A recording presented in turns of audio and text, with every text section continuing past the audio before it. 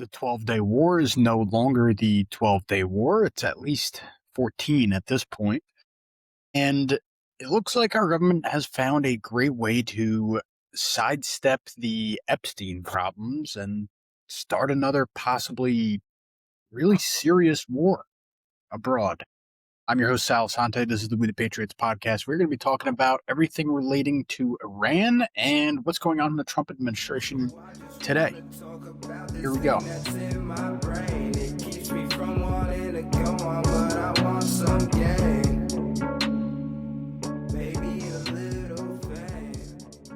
So, as you can tell, I'm not in a normal location for the show, and I missed last week thanks to another weekend snowstorm and combination of going away. I am currently in a tow-behind camper, and I hope you can bear with me for what might be a lower quality looking show, hopefully not lower quality in terms of the information that I'm giving out. But with all that aside, I hope you guys are excited. World War III rumors are rampant again. I don't know whether it's going that far or not. I am no psychic. All I could say is basically, I told you so. In my reactions is you can go back and check out around the time of when strikes were launched on nuclear facilities in Iran last year. It was pretty obvious that this was not the end of it, especially when Netanyahu kept coming out and basically telling everybody that we, as in Israel, was pushing, but we, as in Israel and the United States, are pushing for a regime change war in Iran, and it couldn't be more obvious that that was the goal. It took about 8 months to get it, but it seems like we're here. So what happened? I was seeing a lot of different things. I'm sure that you all were seeing it.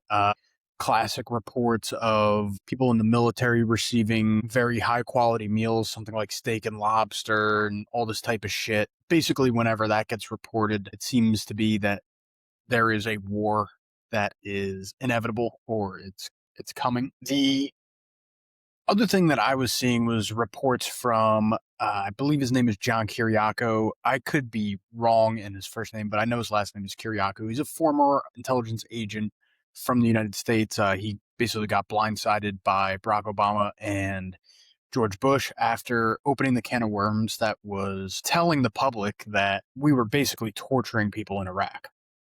Now, with all that said, what I saw from Kiriakou was that we should be expecting war with Iran Monday or Tuesday of last week, as you're watching this on Monday. That was probably impossible given that the State of the Union address was given by Trump, I believe, on Wednesday, if not Tuesday. And war was not going to be launched then, especially since it's at the behest of Trump's decision-making, Trump and Netanyahu, I should say. And so it was pretty obvious to me that something was going to happen. What I also saw that kind of threw me through the loop in terms of thinking was that Pakistan launched strikes. It was either Pakistan first or Iran first. I don't remember which. But basically, war had started between Pakistan and Iran. In its essence, what it proved to me was that there was a 100% justification for the United States going to war, not to the mind's eye of everybody in the public, but in order for political cover. Now, they haven't used that exact instance as political cover yet, and I don't think they will. What they continue to say is all of the lies that we have been fed previously, which is, the no enrichment stuff. They're not coming to the table. They have ballistic missiles. They have been treating their own citizens badly. They're killing protesters. They're saying all the garbage that has basically led us in the time frame between the 12-day war, which is no longer a 12-day war. In between that time frame and now, all of the rhetoric that, if you turn on the news, which I hope most of you don't if you're watching this show, but all the rhetoric that's been coming out of Trump and his administration has been that they're being too cruel to protesters, that the United States and him generally are not happy with what's going on between them, and that they just have to stop them from enriching uranium. This is also including the piece of information that allegedly during the 12-day war, when we launched all those strikes at the nuclear facilities, we decapitated their ability to actually enrich uranium. So kind of countering his own narrative in a way. But I mean, again, if you've been paying any attention to what's going on, this could not be any more clear what was coming out of this. Netanyahu's been very public about wanting a regime change in Iran. If you go back to General Wesley Clark's statement on the seven nations. Iran is the last one. So, historically speaking, looking back on all of the record that we as the American people have, again, it could not be any more clear that this is the direction that the leadership behind the scenes wanted to go. Now, something that I was pleased to find out during my research, I should say, for doing this show was that the $1.5 trillion military budget that I brought up at least a couple of times now has not been voted in yet. So, at least in a way, I guess we could say that the United States has to have intelligence that is saying that this is not going to blow up into a broader war, or at least I hope. And that does not mean that it won't. You already have people like Putin coming out and saying, I skipped a giant piece of information, so I should cover that first. The United States and Israel went directly after the Ayatollah. He was allegedly killed, I believe, yesterday, if not 2 days ago. This is Sunday that I'm speaking. So he was killed in an Israeli strike. They went after the head of the dog and lopped it off, which is generally speaking not the way that the United States wages war, at least not in the past 100 or so years.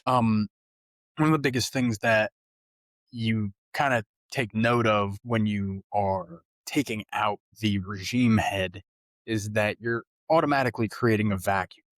From what it seems like, the United States is preparing to put in the son or the grandson of the last monarch of Iran. That seems to be the only plan that is getting public traction, at least, or is at least getting pushed to us as the public. Other than that, it doesn't seem like they have much of a plan. So it's kind of crazy that they went directly after the head of the state there in Iran. But with all that said, now I can get back to what I was saying earlier. Putin has come out and said that it was I forget his exact words, but basically saying it was a clear-cut case of a murder done on the highest stage of politics.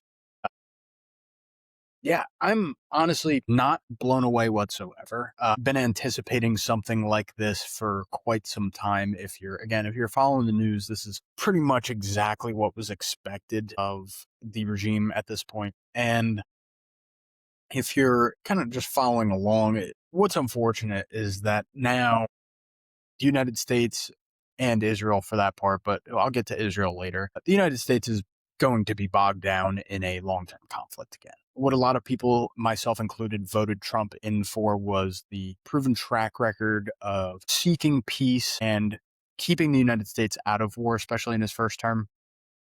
And what it's become in the second term has been an unhinged, really what seems like I don't want to quite go to the level of a dictator, but running things with a very heavy hand from Trump's sake, and doesn't really care seemingly about the midterms. His political handling of many issues, including wars abroad, has been lacking a lot of faith, at least to say the least. And yeah, so what we voted for, at least me and a lot of my friends and a lot of people that I talk to about politics on a regular basis, what a lot of what we voted for was number one, peace, and number two, bringing back economic prosperity that really was felt during Trump's first administration. You finally, after 16 years combined between Bush and Obama, the economy finally felt like under Trump 1 that it was coming back to where it should be for a well-performing economy. Now, there's plenty of issues.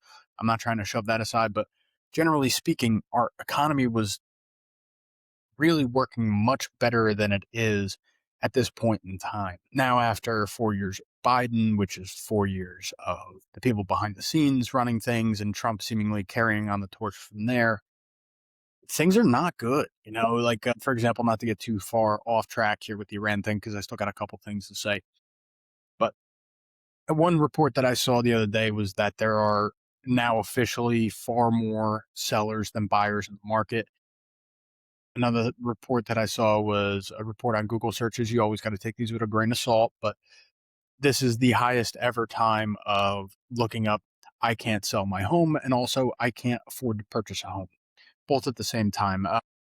So when you talk about the economic health of the nation, forget about the prices that you're paying at the pump or you're paying for your gallon of milk or anything else.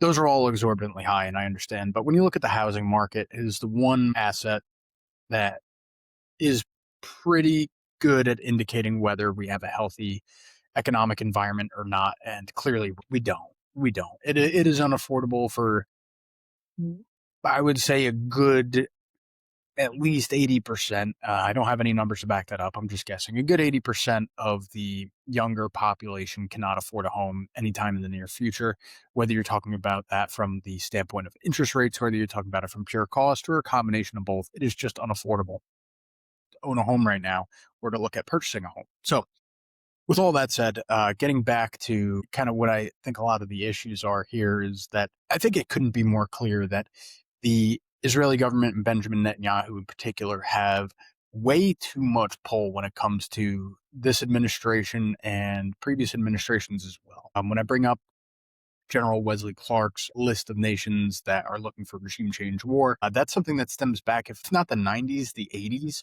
And you go back that far, and this was a long, drawn out plan, and mostly at the behest of Israel. When you look at where the United States has decided to divulge a lot of its resources, it clearly is to the benefit of somebody else. Really, the United States doesn't benefit from any meddling in the Middle East, Northern Africa. It doesn't make any sense from a logistical point of view for the United States. So you're looking at all these actions taken, especially under Donald Trump's two now presidencies, whether you're talking about all the Abrahamic peace accords, whether you're talking about the assistance for Israel during its war with the Palestinians, or whether you're talking about this instance here, every single piece of this is adding up to the fact that we are assisting Israel in something. Now, am I going to be one that's going to go out on a limb and say that Israel is pushing for the idea of the Greater Israel? If you're not aware, Greater Israel, I don't have the best grasp on this either, so I'm giving you my really stupid personal take on it. Greater Israel is essentially the thought that Israel has the word from God essentially passing down that they have more land that is supposed to be Israel's. That more land being land that belongs to essentially all of their neighbors. I don't necessarily know if this is following along that kind of track, but with that said, every single action that's been taken by the United States has been aligning with whatever Israel's goals are at the time, and us as the American public are not keen to any of those talks. Now, if you are super smart or you have the ability to read Hebrew or you follow a lot of the Hebrew news, from what I've heard and from people that I listen to, they are pretty out in the open about what their goals are, what they're looking to do, especially their hatred for Netanyahu in some cases. So it's interesting. We don't see any of that here. None of that gets reported here in the United States. We have very, very biased reporting. Like when you go turn on the news now, like a certain someone has been doing for the past few days, and what I'm seeing, you see number one, Trump boasting, saying that they've done such a good job, all this, that, and the other. And you see all of the cronies for the administration going out saying these people just want freedom, talking about Iranians. These people just want freedom. They want the shackles on them released that was held by the Ayatollah, all of these different things. And to be honest, it sounds like a regurgitation of what it was. And I was too young for this, so all I do is read and research, especially as I have been researching for 9/11. It seems like a regurgitation from Iraq. And when you look at all of these, what the wording is for all of this, like for example, talking about the weapons of mass destruction, obviously was one of the biggest things in terms of going after Iraq, but also talking about just completely fabricated threats in general. Lots of talk about the uranium enrichment, looking at things like using terms of rogue regime, looming nuclear threat, and a ticking clock. My apologies. That one specifically, when you look back on just the amount of times that Netanyahu himself has either come to the United States to speak to Congress, go on to interviews, or talking in his own place in Israel, I believe it's called the Knesset. The amount of times that he's fear-mongered in terms of when Iran's going to have access to a nuclear weapon, it's going to be in the next 6 months, it's going to be in the next 3 months, it's going to be in the next year. He's been saying that for over 25 years at this point.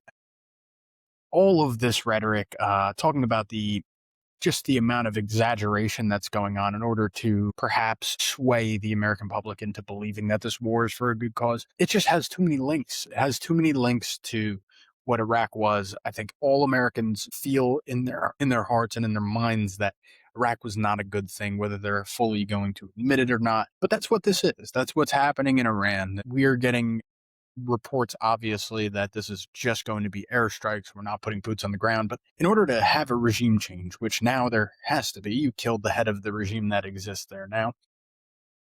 In order to maintain the regime that the United States and or Israel is looking to maintain, you're going to have boots on the ground. You're essentially going to have military police in order to forcibly get people on board, both citizens and former government officials, on board with the new regime. Otherwise, it's just a vacuum for somebody else to take over. You're going to see lots of attempts at coups. You're going to see attempts at uprisings. And again, if you don't have this military police presence, then what the fuck was the point anyway? And in all reality, what it could be is a situation where it's the devil that you don't know. And dealing with the Ayatollah, as the United States has done for about 50 years now, and shifting that suddenly with seemingly no plan, again, other than getting the former regime's son or grandson. I don't remember exactly which he is, but essentially what it is, and I'm going to butcher this, but the descendant of the Pavlovi dynasty.